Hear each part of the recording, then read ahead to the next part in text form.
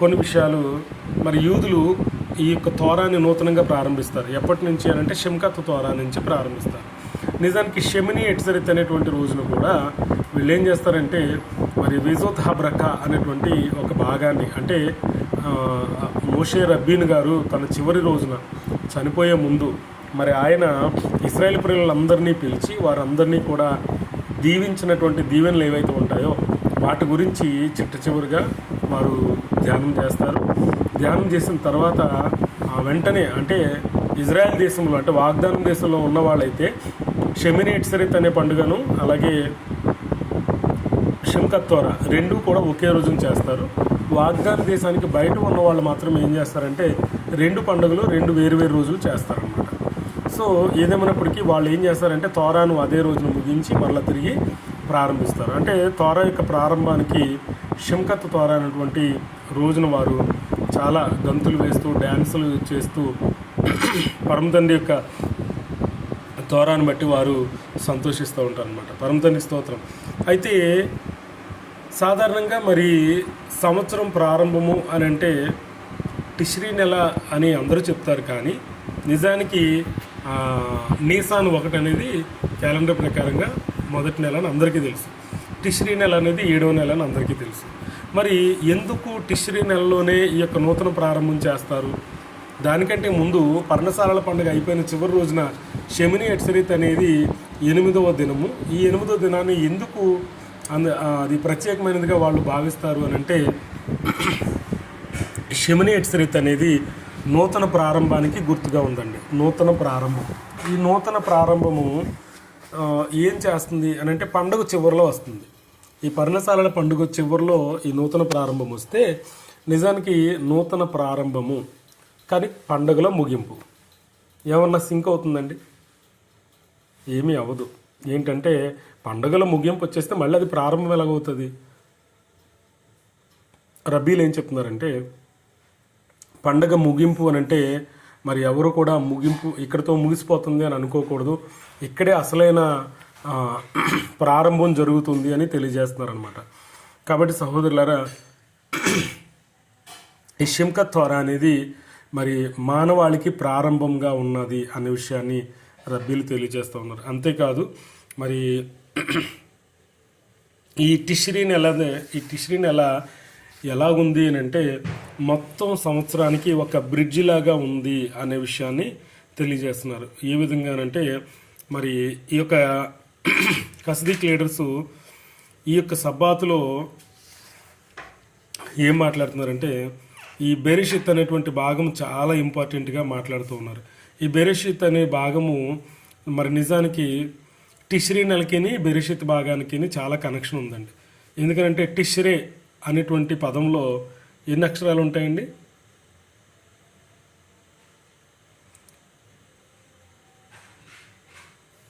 తవ్వు, షిన్ను, రేషు, యోధు అనే 4 అక్షరాలు ఉంటాయి. టిష్రే, తవ్, షిన్, రేషు, యోధు 4 అక్షరాలు ఉంటాయండి. అలాగే బెరిషిత్లో బెత్ తీసేస్తే రేషిత్, బెత్ రేషిత్. రేషిత్ అనే దాంట్లో రేషిత్ అంటే ఏంటంటే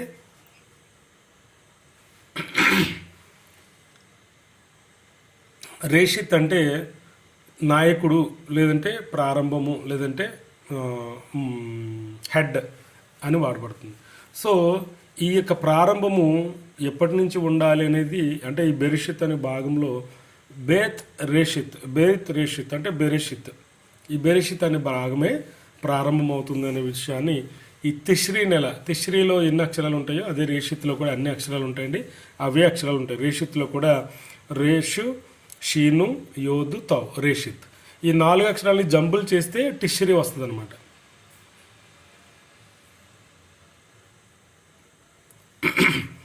అందుకని ఈ రబీలందరూ కూడా ఏం చెప్తున్నారంటే ఈ నెలంతా కూడా a month filled with yomim tovim beginning with Rosh Hashanah, అంటే ఈ నెలంతా కూడా, ఈ యొక్క టిష్రీ అనే నెలంతా కూడా మంచి మంచి దినాలతో ఈ నెలంతా నింపబడుతుంది.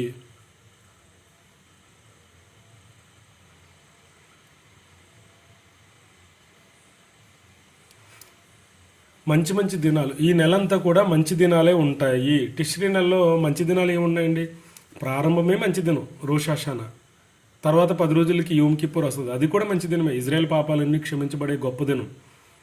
అలాగే మరి 15వ రోజున సుక్కోత్ పండుగ ప్రారంభమవుతుంది.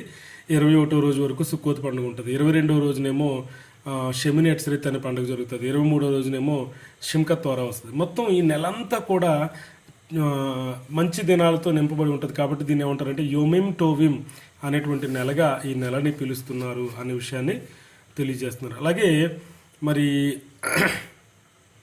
ఈ షబ్బాత్, ఈ బెరిషిత్ అనేటువంటి షబ్బాత్ భాగము ఈ ఈ యొక్క మన జీవితానికి అంటే ఈ బెరిషిత్ అంటే ప్రారంభము అని తెలియజేస్తుంది. దేనికి ప్రారంభం ఉంటుంది? ఇది దేన్ని తెలియజేస్తుంది ఈ ప్రారంభము అని అంటే మన మానవాళి జీవితం అంటే ఇప్పటి వరకు దైవికమైన ప్రసన్నతతో తండ్రి యొక్క సన్నిధిలో పరమ తండ్రితో కనెక్ట్ చేయబడి ఆయనతో కలిసిమెలిసి ఉంటాం మనం. ఈ బెరిషిత్ భాగం తర్వాత ఒక నూతనమైన ప్రారంభం అంటే మరి మనుషులందరూ ఏ పనులు అయితే చేసుకుంటారో ఆ పనిలో మరి లోకంలో మరి జరిగించే పనుల కోసం మనం బయటికి అంటే నార్మల్ లైఫ్, సామాన్యమైన జీవితంలో ప్రతిరోజు మనం చేసే యాక్టివిటీస్ అన్నిటికీ ప్రారంభము అనే విషయాన్ని రబ్బీలు తెలియజేస్తున్నారు అన్నమాట. అందుకనే ఈ యొక్క షబ్బాత్ బెరిషిత్ అనేటువంటిది ద కంక్లూజన్ ఆఫ్ తిష్రీ అనేటువంటి నెల యొక్క ముగింపుగా దీన్ని తెలియజేస్తూ it contains within it all of the spiritual energy needed for the relatively mundane months of the year when there begins one Avada and Yaakov went on his way. అంటే ఈ నెలంతా కూడా మరి మంచి దినాలతో ఉన్నటువంటి ఈ నెల ఈ బెరిషిత్ అనే భాగంతో ముగించబడుతుంది. కానీ బెరిషిత్ అంటే ప్రారంభం. దేనికి ప్రారంభం అంటే సామాన్య మానవాళి చేసేటటువంటి ప్రతి రోజు చేసే పనులన్నిటికీ కూడా ప్రారంభంగా ఇది మరి ఉన్నది అనే విషయం. అంటే యాకోబు గారు కూడా ఆయన తన మార్గమున వెళ్ళాను అనే మాట మనకి సూచిస్తూ ఉన్నారు.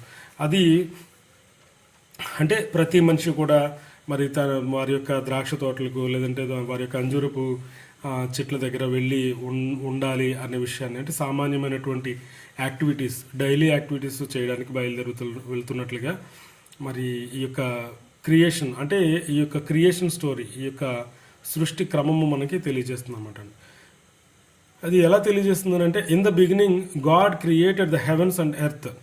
అంటే నిజానికి ఈ మాట మనకి ఈ బెరిషిత్ అనేటువంటి భాగము దేనితో ప్రారంభించబడుతుందంటే ఎలోహిం ఆకాశమును భూమిని తయారు చేశాను అంటే ఆయన కూడా పనిచేసినటువంటి విధానం గురించే మాట్లాడుతుందని ఈ బెరిషిత్ భాగం ద్వారా మనతో తండ్రి కూడా మనం డైలీ చేయవలసినటువంటి పనుల గురించి మాట్లాడుతున్నారని తెలియజేస్తున్నారు. అంటే ఎందుకు ఈ విధంగా చేశారు? In the beginning God created the heavens and earth, a new world is created. పరమ తండ్రి కూడా ఏం చేస్తున్నారంటే ఈ బిగినింగ్ ఈ బెరిషిత్ అనేటువంటి భాగం ద్వారా ఒక క్రొత్త భూమిని క్రొత్త ఆకాశాన్ని తయారు చేస్తున్నారు అనమాట. ఎవరి కోసం అంటే మన కోసం. ఏ విధంగా తయారు చేయబడుతుంది అనే మాట గురించి వాళ్ళు మాట్లాడితే ఏమంటున్నారంటే Hashem gazed into the Torah and created the world. అంటే హషేమ్ అంటే ఈ ప్రపంచాన్ని తోరాను చూసి తయారు చేశారటండి. అంటే తోరాను చూసి అంటే తోరా అనేది ఎలాగుంది అంటే ఈ సర్వప్రపంచానికి ఒక ప్రణాళిక నమూనాలాగా ఉందన్నమాట. బ్లూ ప్రింట్ అంటారు. Torah is the blueprint of the world. ఈ ప్రపంచాలు మొత్తానికి కూడా తోరా ఎలాగుందనంటే ఒక గొప్ప బ్లూ ప్రింట్గా ఉందన్నమాట. అంటే బ్లూ ప్రింట్ అంటే ఏంటంటే మీరు ఒక ఇల్లు కట్టుకోవాలనుకోండి, మీరు ఏం చేస్తారంటే ఒక ఇంజనీర్ దగ్గరికి వెళ్ళి ఒక ప్లాన్ తీసుకుంటారు. దాన్ని ఏమంటారంటే బ్లూ ప్రింట్ అంటారనమాట. ఆ ప్లాన్ ప్రకారంగా అంటే ఏ గది, బెడ్రూమ్స్ ఎక్కడ ఉండాలి, కిచెన్ ఎక్కడ ఉండాలి, తర్వాత వాష్రూమ్స్ ఎక్కడ ఉండాలి, తర్వాత దీనికి ఎంట్రన్స్ ఎటువైపు ఉండాలి, ఎగ్జిట్ ఎటువైపు ఉండాలి, తర్వాత విండోస్ ఎక్కడ రావాలి, టాప్ ఫ్లోర్స్ ఎన్ని ఫ్లోర్స్ వేసుకోవాలి, ఇవన్నీ కూడా ప్రణాళిక అంతా కూడా ఎవరు వేస్తారంటే ఇంజనీర్ వేస్తాడండి. సో ఆ ఇంజనీర్ వేసి ఇచ్చినటువంటి ప్లాన్ ఏదైతే ఉందో దాన్ని బ్లూ ప్రింట్ అంటారు. అటువంటి బ్లూ ప్రింట్ పరమతండ్రి తోరాగా ఎన్నుకున్నారన్నమాట. తోరాను చూసి ఈ లోకాన్ని పరమతండ్రి సృష్టించారంట. పరమతండ్రి స్తోత్రం, హల్లెలూయా. అందుకనే మనం కూడా ఏం చేయాలంటే అటువంటి తోరాను ఇప్పటివరకు మనం చూస్తాం, తోరాను భుజాల మీద పెట్టుకున్నాం, తోరాను ఊరేగం, తోరాలో ఉన్నటువంటి గొప్పతనాన్ని మనం మరి తెలుసుకున్నాం, పరమ తండ్రిని స్తుతించాం. నిజానికి ఈ నెలంతా కూడా, ఈ నెలే కాదండి, గడిచిన ఏలూరు నెల కూడా మనకి చాలా గొప్ప ఆశీర్వాదాలు తీసుకొచ్చింది. సో ఏలూరు నెల నుండి ఈ నెల అంతా కూడా మనం దాదాపు 2 నెలలు పరమ తండ్రితో కనెక్షన్లో ఉన్నామండి. ఉన్నటువంటి మనము బెరిషిత్ అనే భాగంతో మరలా నూతన ప్రారంభిస్తూ ఉన్నాం. ఏం ప్రారంభిస్తున్నాం? ఇది ఏమిటి ఈ నూతన ప్రారంభం అంటే, పరమ తండ్రి ఎలాగైతే తోరాను చూసి ప్రపంచాలను తయారు చేశారో మనము కూడా అదే తోరాను చూసి మన పనులు ప్రారంభించాలి. సో నేను ఉదయాన్న ఒక మాట చూశానండి, ఒక రబ్బీ గారు మాట చెప్పారు, చాలా భలే అనిపించింది నాకు. అది మీకు ఇప్పుడు మెసేజ్లో మీకు వస్తుంది. ఈరోజు మీరు వినబోయే మెసేజ్ చాలా అద్భుతమైన మెసేజ్, చాలా గొప్ప మెసేజ్. ఎక్కడా మీకు దొరకనటువంటి మెసేజ్ నేను మీకు చెప్పాలని ఆశపడుతున్నాను. ఏంటంటే అందులో చాలా విషయాలు వస్తాయి మీకు ఉపయోగపడే మాటలు. మీరు గమనించండి సహోదరులారు, మనం తోర యొక్క లోతుల్లోనికి వెళ్తూ ఉన్నాం. బేసిక్స్ నుంచి మనం అడ్వాన్స్డ్ లెవెల్లోకి వెళ్తూ ఉన్నాం. ఇంకా బేసిక్స్ దగ్గరే మనం ఆగిపోతే అది సరికాదు. కాబట్టి బేసిక్స్ అంటే హెబ్రీయులు రాసిన పత్రిక 6వ అధ్యాయము 1-2 వచనాల్లో ఒకసారి ఎవరైనా చదవండి. ఒక మంచి మాట చెప్పబడిందండి. పౌలు గారు కూడా ఆ మాట చెప్తున్నారు.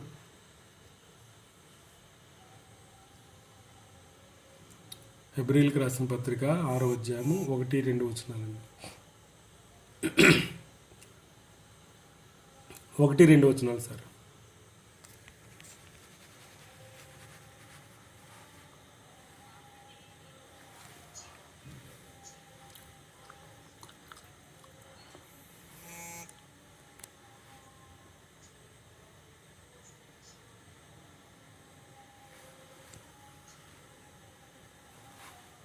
అనే పునాది మరలా పునాది, దీని అంతటిని ఏమన్నాడంటే పునాది అని పిలుస్తున్నాడండి. పునాది మరలా వేయక.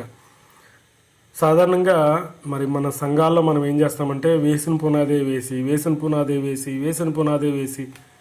నాకు తెలిసిన చాలామంది దైవజనులు ఏం చేస్తున్నారంటే అండి, ఈ పునాదే వేసుకుంటా కూర్చున్నారు. ఎన్ని సంవత్సరాలు కడతారండి పునాది? చాలా సంఘాలు ఇదే స్థితిలో ఉన్నాయండి, పునాదులు కట్టుకుంటానే ఉన్నారు. మరి ఆ పునాది కట్టిన పునాదే కడితే ఉంటే అది వీక్ అయిపోద్ది తప్ప ఎప్పటికీ స్ట్రాంగ్ అవ్వదండి. మరి నాకు తెలిసినటువంటి మరి ఒక పాస్టర్ గారిని, సెవెంత్ అడ్వెంటిస్ట్ పాస్టర్ గారిని ఒక విషయం అడిగాను. ఏమని అడిగానంటే, అయ్యా మీరు శనివారం ఆరాధన చేస్తున్నారు మంచిదే, కానీ ఇంకా ఉన్నాయి కదా, నెలపొడుపు దినాలు ఉన్నాయి, అంటే అమావాస్య దినాలు ఉన్నాయి, పండుగలు ఉన్నాయి, ఇలా గొప్ప గొప్ప మరి దినాలు, మరి మొయిద్దీం అంటే నియామక కాలాలు చాలా ఉన్నాయి. మరి వాటిని ఎందుకు మీరు చేయట్లేదు అని అడిగానండి. అడిగినప్పుడు ఆయన ఏమన్నాడంటే, బ్రదర్, లోకంలో చాలామందికి షబ్బాతు తెలీదు. సో చాలామందికి షబ్బాతు తెలియకపోవడం వలన షబ్బాతుకు దూరంగా ఉన్నారు. మా ప్రయత్నం ఏంటంటే వారందరికీ షబ్బాతును తెలియచేయాలనేది మా ఉద్దేశం అని అన్నారు. ఓకే, మంచిదండి. మరి ఆల్రెడీ తెలియపరచబడిన వారి సంగతి ఏమిటి అని అంటే, ఇంకా తెలియపరచబడవలసిన వాళ్ళు చాలామంది ఉన్నారు కదండి. అంటే లోకమంతటికి షబ్బాతు గురించి చెప్పిన తర్వాత అప్పుడు నెలపొడుపు దినాలు లేదా అమావాస్య దినాలు లేదా పండుగ దినాలు అప్పుడు మేము చెప్తామని అంటున్నారన్నమాట. ఇది ఎంతవరకు కరెక్ట్ అండి? అంటే ఎలా ఉన్నారు అంటే, పునాది వేసిన పునాది వేసి అంటే సెవెంత్ డే అడ్వెంటిస్ట్ వారు ఎన్నో వందల సంవత్సరాల క్రితం, దాదాపు ఒక 250-300 సంవత్సరాల క్రితమే, నాకు తెలిసి 300 సంవత్సరాలు ఎంతో అనుకుంటానండి, అప్పుడే ఈ యొక్క సెవెంత్ డే అడ్వెంటిస్ట్ అనేటువంటి పునాది వేశారు. ఆ పునాది ఏంటంటే ఆరాధన దినం ఆదివారం కాదు శనివారం అనే పునాది వేశారు. ఈ పునాది ఈ నేటికి కూడా అదే పునాది కడుతున్నారండి, 100 సంవత్సరాలు అయినా సరే. మండపేటలో ఒక చర్చ్ ఉందండి, దాదాపు 100 సంవత్సరాలు దాటింది, 110 సంవత్సరాలు అవుతుంది ఇప్పటికి. ఆ చర్చిలో ఏం చెప్తారంటే ఇప్పటికీ షబ్బాత్ గురించే చెప్తారు. అంటే 110 సంవత్సరాల నుంచి వేసిన పునాది వేసి. కానీ పౌలు గారు ఏం చెప్తున్నారు చూడండి, నిర్జీవమైన క్రియలు విడిచి. ఒకసారి చదవండి అమ్మా.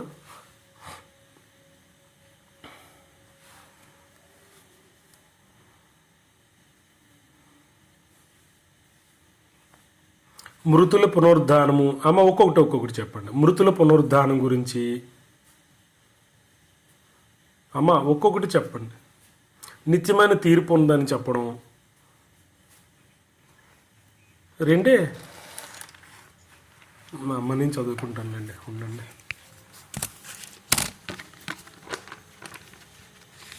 అంటే హెబ్రీయులు రాసిన పత్రికలో అపొస్తలుడైన పౌలు గారు ఏం చెప్తున్నారంటే నిర్జీవ క్రియలను విడిచిపెట్టడము, అంటే పాపము జోలికి పోకుండా ఉండడము. రెండోది మారు మనసు పొందటము, తెషువా పొందుకోవటం. మూడోది దేవుని అందలి విశ్వాసమును బాప్తిస్మము గురించిన బోధ. విశ్వాసం ఉంచాలి, బాప్తిస్మం పొందాలి అనే బోధ. హస్త నిక్షేపణము, అలాగే మృతుల పునరుద్ధానము, నిత్యమైన తీర్పు. ఇవన్నీ కూడా పునాది అనమాట అండి.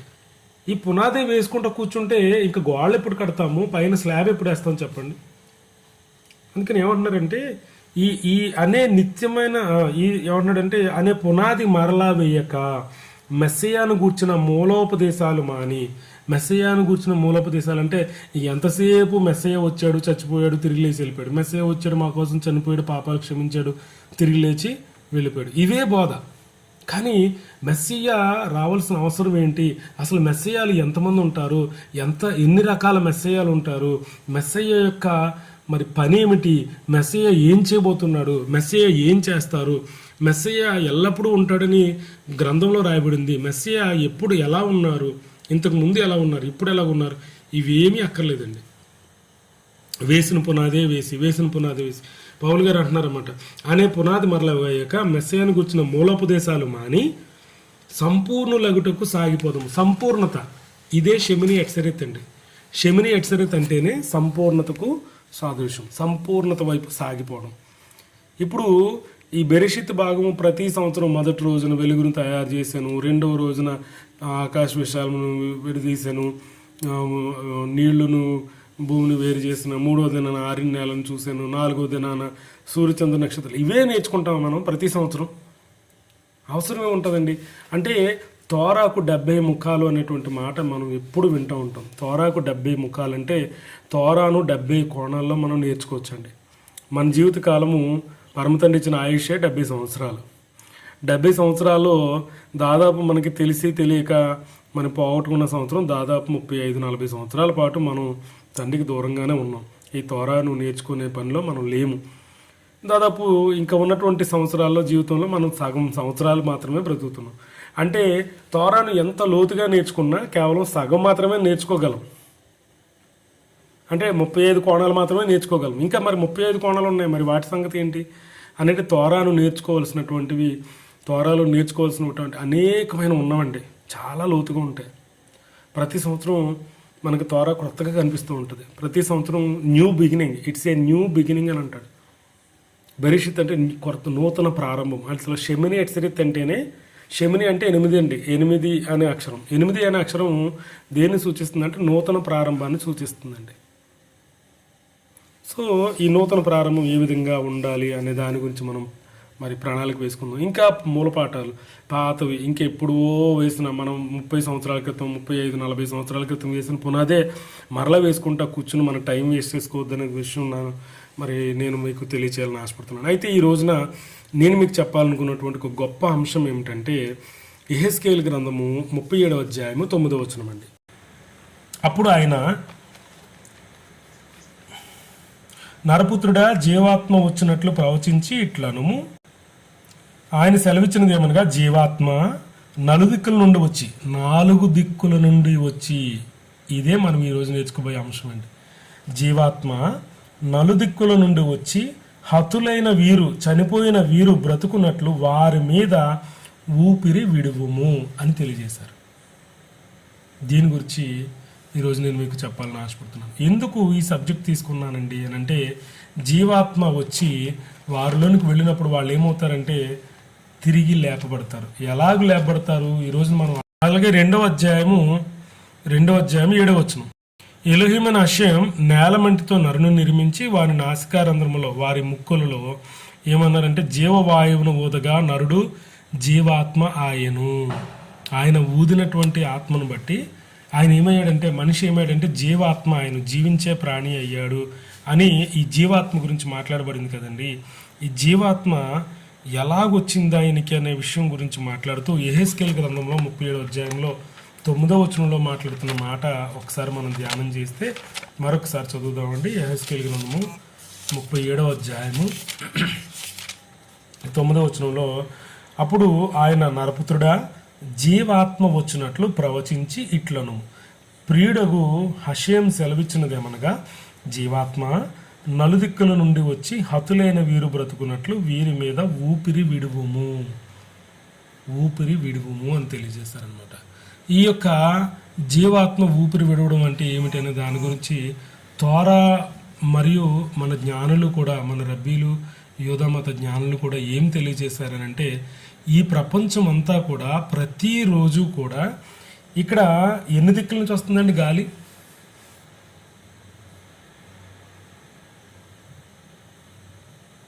జీవాత్మ ఎన్ని దిక్కుల నుంచి వస్తుందండి?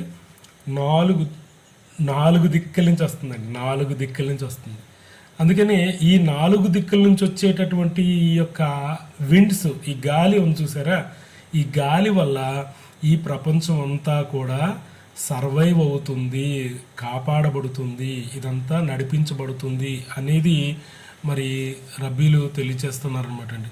అందుకనే each emerging from a different direction, అంటే ఈ 4 గాలులు, అంటే 4 దిక్కుల నుంచి వచ్చేటటువంటి గాలి కూడా 4 డిఫరెంట్ డైరెక్షన్స్లో వస్తుందండి.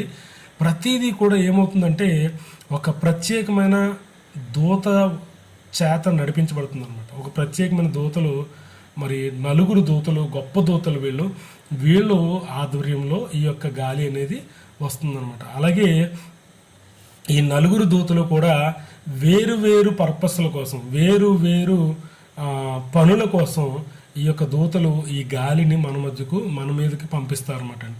జోహార్ గ్రంథము ఖదషా అనేటువంటి గ్రంథంలో 13వ అధ్యాయం ఏ అనేటువంటి భాగంలో ఈ యొక్క ఏంటంటే ఈ 4 దిక్కుల నుంచి, 4 డిఫరెంట్ డైరెక్షన్స్లో నుంచి 4 దేవదూతల ఆధ్వర్యంలో ఈ 4 రకాల గాలులు మనుషుల మీదకు వస్తున్నాయి అనే విషయాన్ని తెలియజేశారన్నమాట.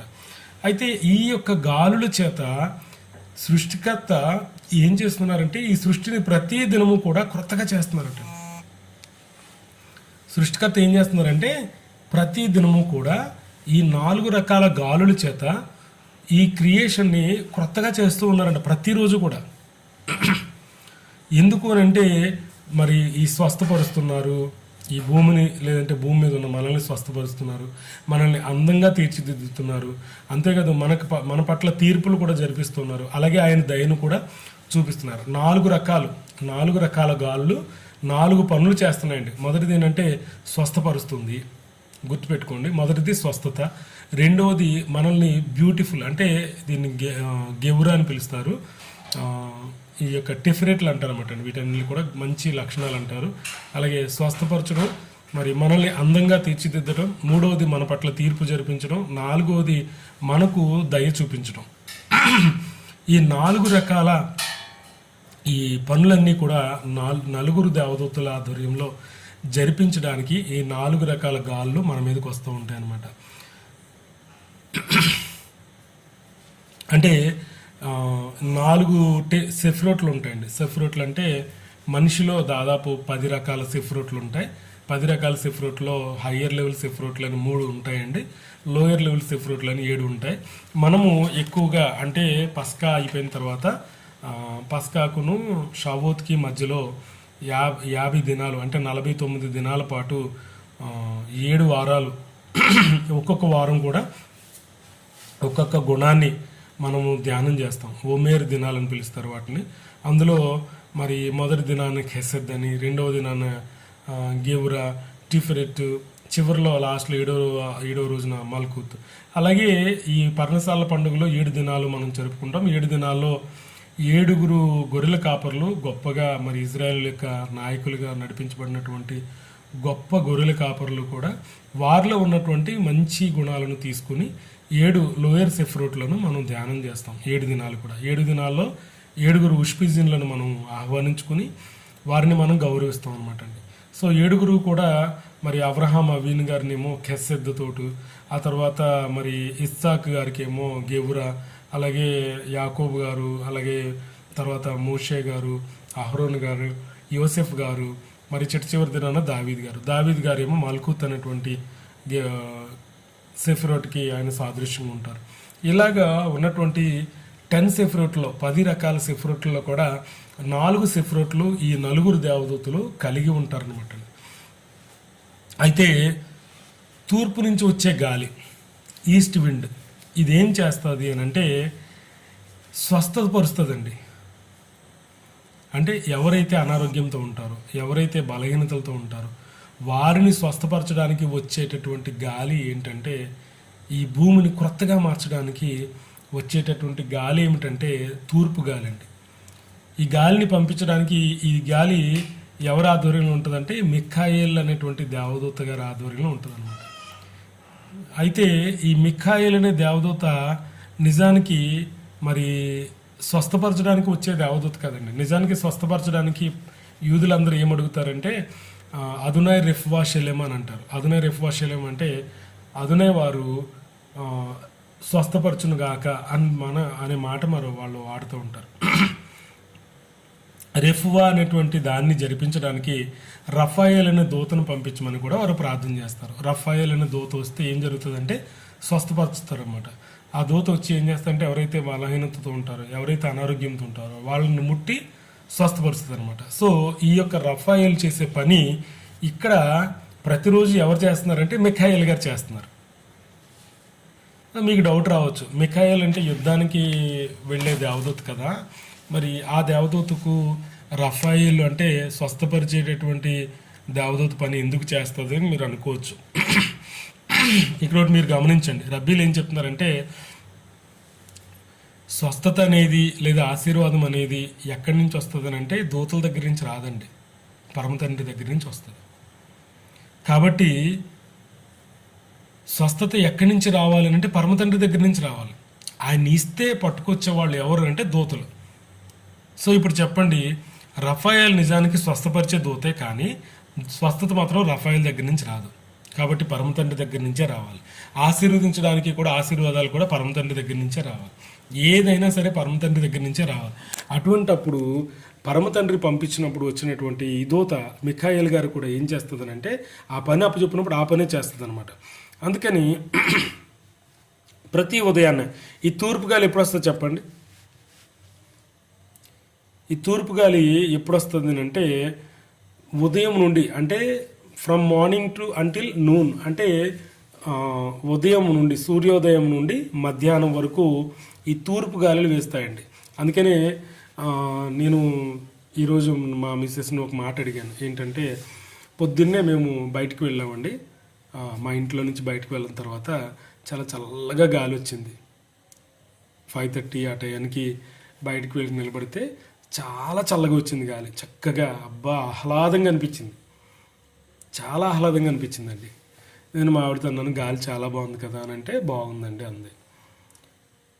సో నేనేమన్నానంటే ఈవినింగ్ 4, 5, 6 ఆ మధ్యలో గాలి వస్తుందండి, అది ఎలా ఉంటుంది అని అడిగాను. మీరు చెప్పండి, ఈవినింగ్ సూర్యాస్తమయ సమయానికి వచ్చే గాలి ఎలా ఉంటుంది చెప్పండి.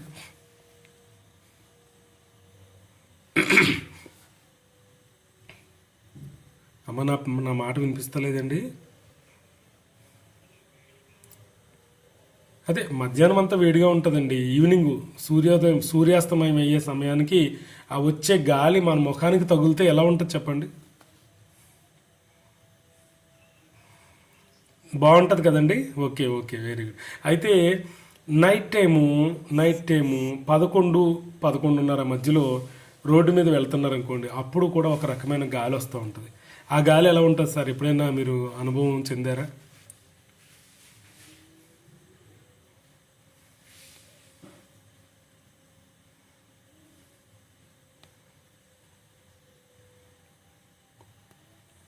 ఎవరికి అనుభవం లేదండి. నైట్ టైం 12 లోపల వచ్చేటటువంటి గాలి, 10:30, 11, 11:30 మధ్యలో మనం బయటకు వెళ్ళినప్పుడు ఒక రకమైన గాలి వస్తుందండి. ఆ గాలి కూడా మీరు ఎవరు చెప్పట్లేదు కాబట్టి నేను చెప్పేస్తున్నాను, ఆ గాలి కూడా మంచిగా అనిపిస్తుంది. నేను చాలాసార్లు వెళ్ళానండి బయటకు వెళ్ళినప్పుడు, ప్రయాణాలు చేసేటప్పుడు. ఆ టైంలో వచ్చే గాలికి నిద్ర పట్టదు, ఆస్వాదించాలనిపిస్తుంటుంది అనమాట. అలాగే తెల్లవారుజామున 3:30, 4, 4:30 మధ్యలో మనం బయటకు వెళ్ళామనుకోండి, అప్పుడు కూడా ఒక రకమైన గాలి వస్తూ ఉంటుంది. ఆ గాలి కూడా చాలా ఆహ్లాదంగా అనిపిస్తుంది. నేను చెప్పిన ఈ సమయాల్లో వచ్చే గాలి ఏమిటి అని అంటే పరమతండ్రి యొక్క ఊపిరి అనమాట అండి. పరమతండ్రి స్తోత్రం, ఆయన నోటి ఊపిరి అది. అది ఏం చేస్తుందంటే మనకి ఆహ్లాదాన్ని ఇస్తుందండి, మనం జీవించడానికి శక్తిని ఇస్తుంది. అందుకనే డాక్టర్లు ఏం చెప్తారంటే వేకువజామున అంటే తెల్లవారుజామున లేచి సూర్యోదయానికి ముందుగానే లేచి ధ్యానం చేయమని చెప్తుంటారు. దేనికోసమని అంటే మరి ఆ యొక్క ఉదయకాలం వచ్చేటటువంటి గాలి ఉంటుంది చూసారా, ఆ గాలి ఏం చేస్తుంది అంటే మనల్ని స్వస్థపరుస్తుందండి. అదే తూర్పు గాలి అనమాట. ఇక్కడ రబ్బీలు కూడా ఏం చెప్తున్నారంటే ఈ from morning until noon the east wind blows gentle and life giving carrying the breezes of Refuah. ఇవి ఏం చేస్తాయంటే ఈ యొక్క తూర్పు గాలులు ఏం చేస్తాయంటే మనల్ని స్వస్థపరిచేటటువంటి ఒక స్వస్థతను మనం పొందుకోవాల్సినటువంటి స్వస్థతను తీసుకొని వస్తాయి. Refuah healing. It is directed by the archangel Michael associated with Chesed. ఇది దయతో అంటే అబ్రహాం అవీన్ గారి యొక్క గొప్ప గుణము దయ అండి. ఆ దయ అయినటువంటి గుణముతో ఈ మిఖాయల్ ఏం చేస్తుందనంటే ఈ యొక్క స్వస్థపరిచే గాలిని తీసుకొచ్చి మన మీదకు ఊతుంది అనమాట అండి. పరమతండ్రి స్తోత్రం. అప్పుడు మనం ఈ యొక్క స్వస్థతను మనం పొందుకుంటాం. షిమోతు అంటే నిర్గమకాండం 15:26 స్వస్థపరచు హషేమును నేనే అని చెప్తుంటారన్నమాట. అంటే దేవదూతలు స్వస్థతనేమి పంపించు కానీ అంటే వాటికి స్వస్థపరిచే లక్షణం లేదంటే స్వస్థపరిచే ఒక వరం వాటికి లేదు. కానీ హషేం దగ్గర నుండి స్వస్థతను తీసుకొచ్చి మనకి ఇచ్చేటటువంటి పనిముట్లుగా వాళ్ళు వాడబడతారనమాట అండి. అలాగే ఇక్కడ ఇంకొక విషయం కూడా, ఈ మిఖాయిలని దేవదూత తెస్తుంది కాబట్టి మిఖాయిల్కి మనం ప్రార్థించేద్దాం అని అనుకోకూడదు. ఎందుకనంటే జోహార్ ఖదషా అనేటువంటి గ్రంథంలో 13a ఒక మాట రాయబడింది. One should not depend on any angel. ఎవ్వరూ కూడా ఏ దూత మీద ఆధారపడకూడదు. One should set his eyes on high and return to God. అంటే ప్రతి ఒక్కరు ఏం చేయాలంటే సర్వోన్నతుడైన తండ్రి మీద మాత్రమే కన్నుల దృష్టి ఉంచాలి. If he merits God will then send his angel to heal him. ఒకవేళ అలాగూ మీరు కళ్ళు కనుక హషేం వైపు చూసినప్పుడు మీరు కనుక అర్హులైతే, మీరు కనుక ఆ మెరిట్ పొందుకుంటే ఖచ్చితంగా పరమ తండ్రి మీకు ఆ స్వస్థతను ఇస్తారు అనే విషయాన్ని తెలియజేస్తున్నారు. రెండవ గాలి గురించి చెప్తున్నారు. ద వెస్ట్ విండ్ అంటే పశ్చిమం నుంచి వచ్చేటటువంటి గాలి. తూర్పు గాలి, పడమర గాలి. ఈ పడమర గాలి ఏం చేస్తుందనంటే మరి గొప్ప అందాన్ని అలాగే సమృద్ధిని ఎదుగుదలను కూడా కలిగిస్తుంది అనమాట. దీనిని ఈ యొక్క వెస్ట్ విండ్, ఈ యొక్క పడమర గాలిని ఎవరు తీసుకొస్తారంటే రఫాయల్ అనేటువంటి దూత తీసుకొస్తుంది అనమాట. ఇది ఎప్పటి నుంచి ఎప్పటి వరకు వస్తాయనంటే from noon until nightfall. అంటే మధ్యాహ్నం 12:30 మధ్యలో నుంచి చీకటి పడేదాకా, నైట్ ఫాల్ చీకటి పడేదాకా ఏం చేస్తుందనంటే ఈ గాలి వేస్తాయి అన్నమాట. ఈ గాలి ఏం చేస్తుందంటే the west wind blows directed by Raphael. It brings beauty and Hadar అంటే స్ప్లెండర్. అంటే బ్యూటీ అంటే ఒక గొప్ప అందాన్ని, మన యొక్క ఎదుగుదలను, మన యొక్క అందాన్ని అవి తీసుకొస్తాయి అనమాట. It brings noy to the vegetation of the world. అంటే ఈ యొక్క భూమికి గొప్ప ఎదుగుదలను అలాగే గొప్ప అందాన్ని తీసుకొచ్చేది ఏమిటి అని అంటే ఈ యొక్క పడమర గాలులు అనమాట. Nourishing the outer form of life as the east wind nourishes the inner. అంటే ఈ తూర్పు గాలులు ఏం చేస్తాయంటే మన లోపల ఉన్నటువంటి దాన్ని స్వస్థపరిచి లోపల అంటే మన అంతర్గత లేదంటే మన ఆధ్యాత్మికతను ఎదుగుదలకు ఉపయోగపడితే ఈ యొక్క పడమర గాలులు ఏం చేస్తాయంటే మనము భౌతికంగా ఎదగడానికి అవుటర్ ఫార్మ్ ఆఫ్ లైఫ్ మన జీవితంలో మరి బాహ్య సంబంధమైనటువంటి వాటిలో మనం అభివృద్ధి చెందడానికి ఈ గాలులు ఉపయోగపడుతున్నాయని తెలియజేస్తున్నారు. Together these two winds east and west represent the dynamic balance between the inner world of the soul and the outer world of creation. ఈ రెండూ కలిసి ఏం చేస్తాయంటే మన లోపలి ప్రపంచాన్ని, మన బయట ప్రపంచాన్ని కూడా ఇవి ఏం చేస్తాయనంటే బ్యాలెన్స్ను కల్పిస్తూ ఉంటాయి అనమాట. అంటే సమతుల్యతను చేస్తూ ఉంటాయి. Both under divine orchestration. అంటే ఈ యొక్క ఆధ్యాత్మిక జీవితము, ఈ యొక్క భౌతిక జీవితాన్ని రెండింటినీ కూడా సమపాళ్ళలో ఉంచడానికి ఈ రెండు రకాల గాలులు మనకి ఉపయోగపడతాయి అని తెలియజేస్తుంది.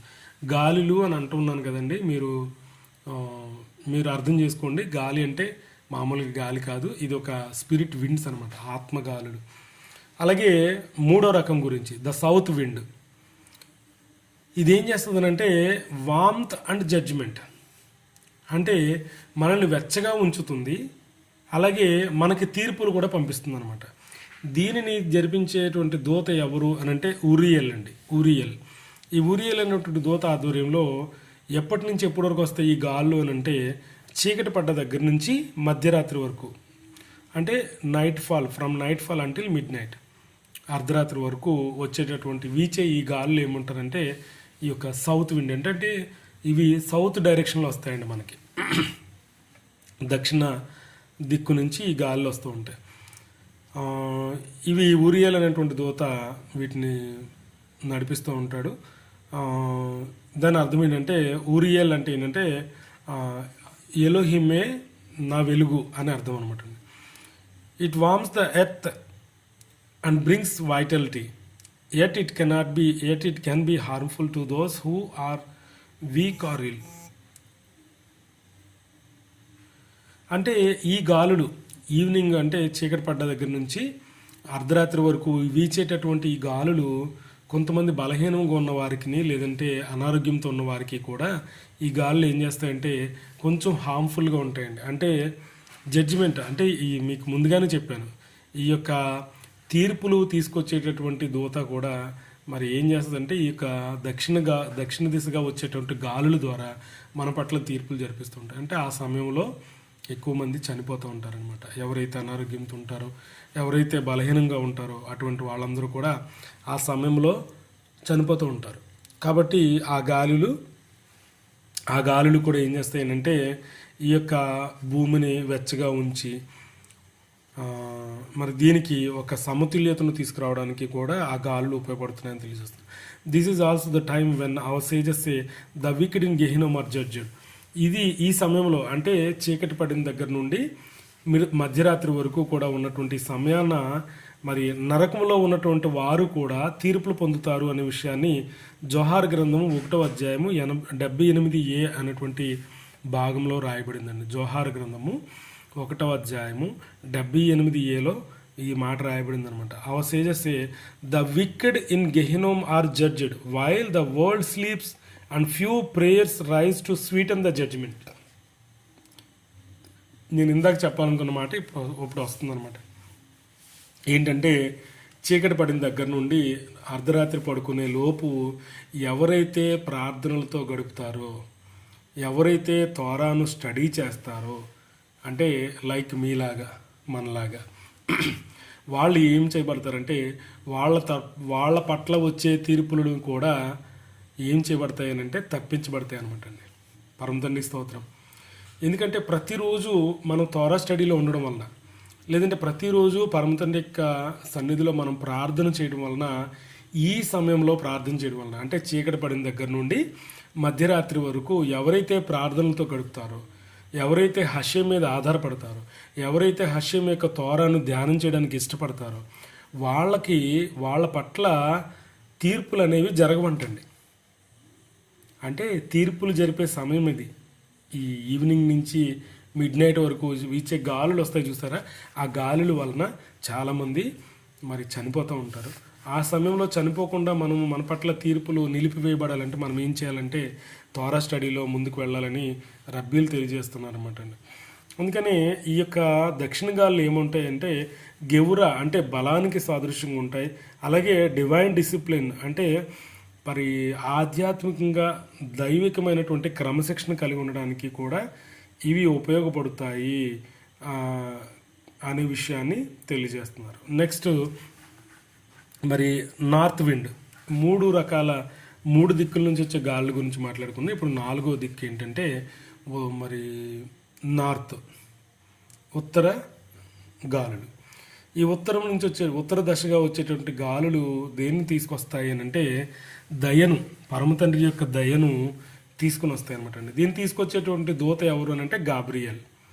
ఈ గాబ్రియల్ అనేటువంటి దూత ఎప్పటి నుంచి ఎప్పటి వరకు ఈ గాలుని తీసుకొస్తుంది అంటే మధ్యరాత్రి నుండి ఉదయం వరకు, అంటే వేకువ జాము వరకు, అంటే మరి వెలుగు వస్తుంది చూడండి, వెలుగు వచ్చేదాకా ఈ మధ్యలో వీచే గాలులు ఏమవుతాయంటే ఈ ఇది ఉత్తర దిశగా వచ్చేటటువంటి గాలులు ఈ ప్రపంచాన్ని కూలింగ్ చేస్తాయి అనమాట. ఇంతకు ముందు దక్షిణ దిశగా వచ్చే గాలి ఏం చేస్తాయంటే ప్రపంచాన్ని వేడి చేస్తాయి.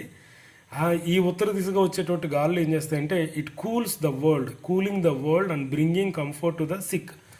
ఎవరైతే బలహీనంగా ఉండి అనారోగ్యంతో ఉంటారో వారికి కొంత కంఫర్ట్, కొంత ఆదరణ అనేది ఆ గాలుల వల్ల కలుగుతుంది అనమాట. It is directed by Gabriel. అంటే గాబ్రియల్ అనేటువంటి దూత దీన్ని ఈ యొక్క ఉత్తర గాలుల్ని తీసుకొని వస్తూ ఉంటుంది. Representing restrained might tempered with mercy. అంటే హషేమ్ యొద్ద నుండి దయను తీసుకుని ఈ యొక్క గాలుల ద్వారా మన మీదకి ఆ గాలిని పంపించడం ద్వారా హషేమ్ యొక్క దయను మనం పైన మరి చూపిస్తాయి అనమాట అండి. పరమతని స్తోత్రం.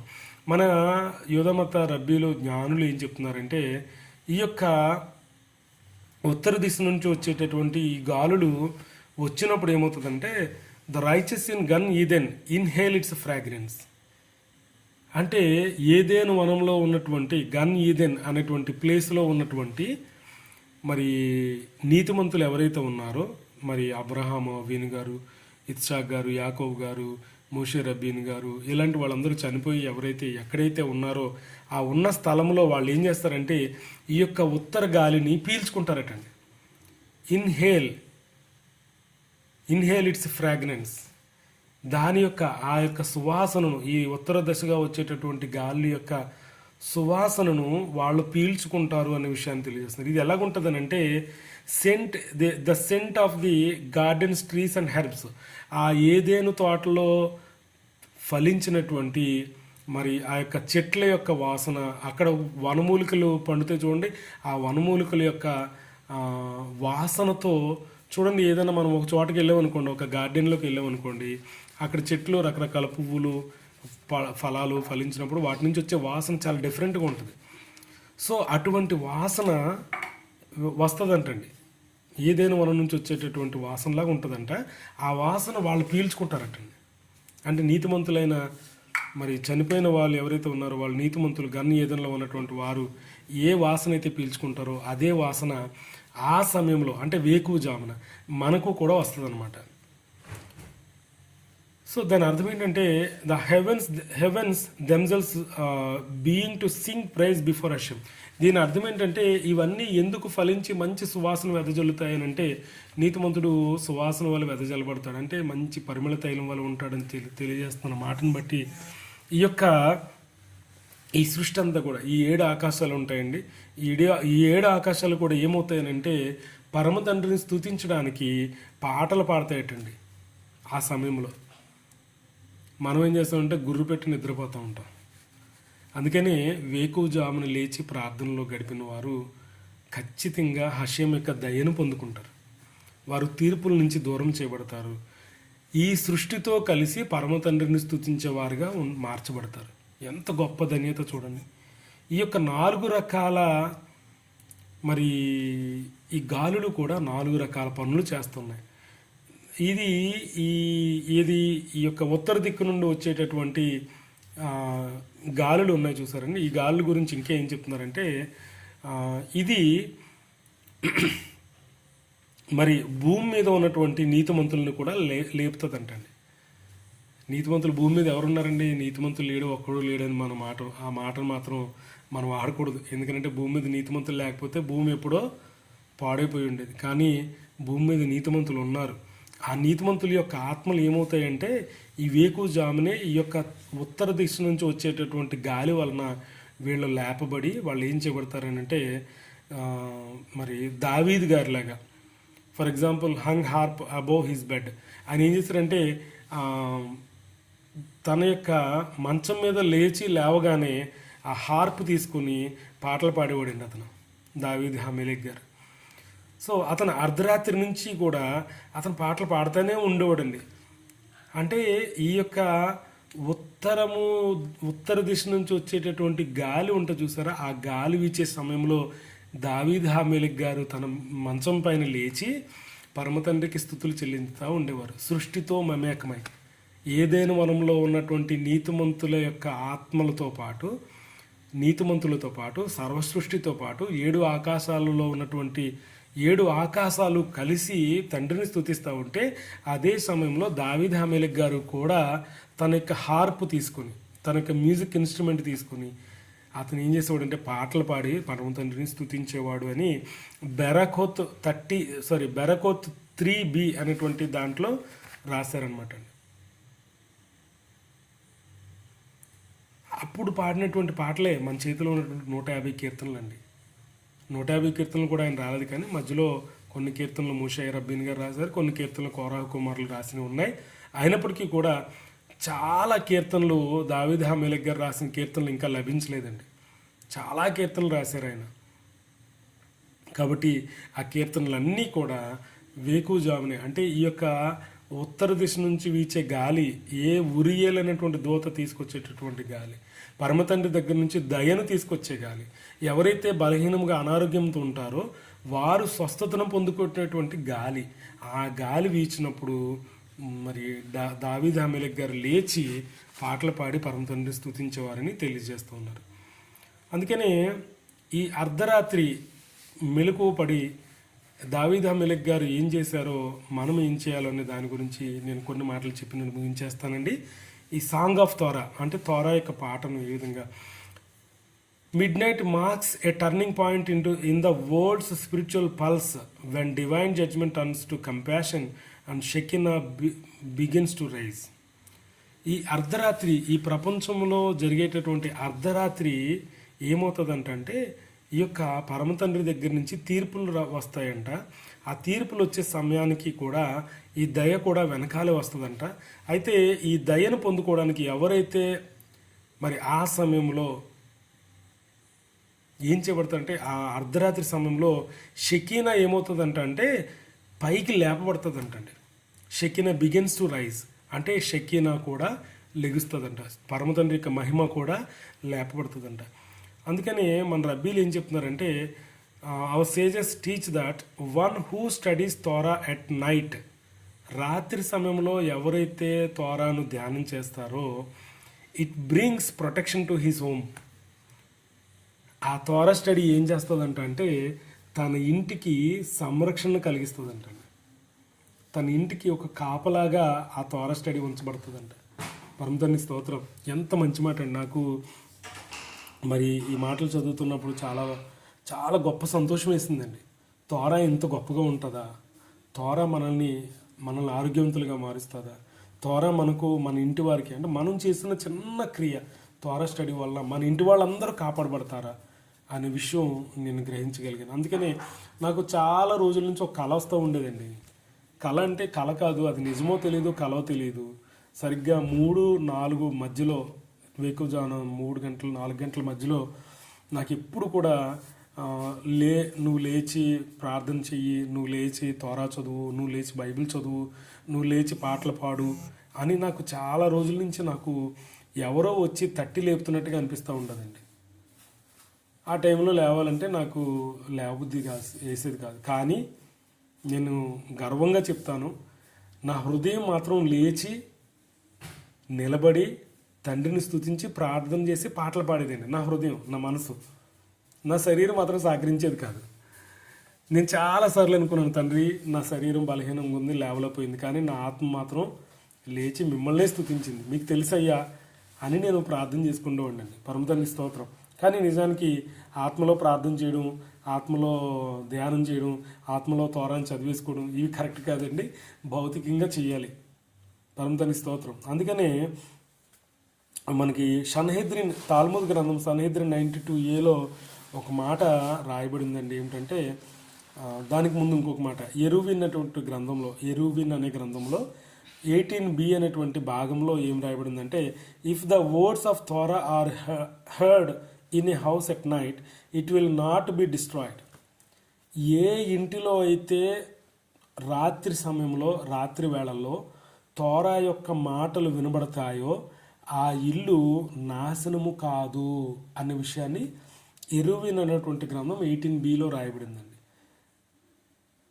ఇంకొక మాట తాల్ముద్ షన్హెద్రిన్ 92a అనే భాగంలో ఏం రాయబడిందంటే, when Torah is absent the divine protection is withdrawn and calamity may be fall.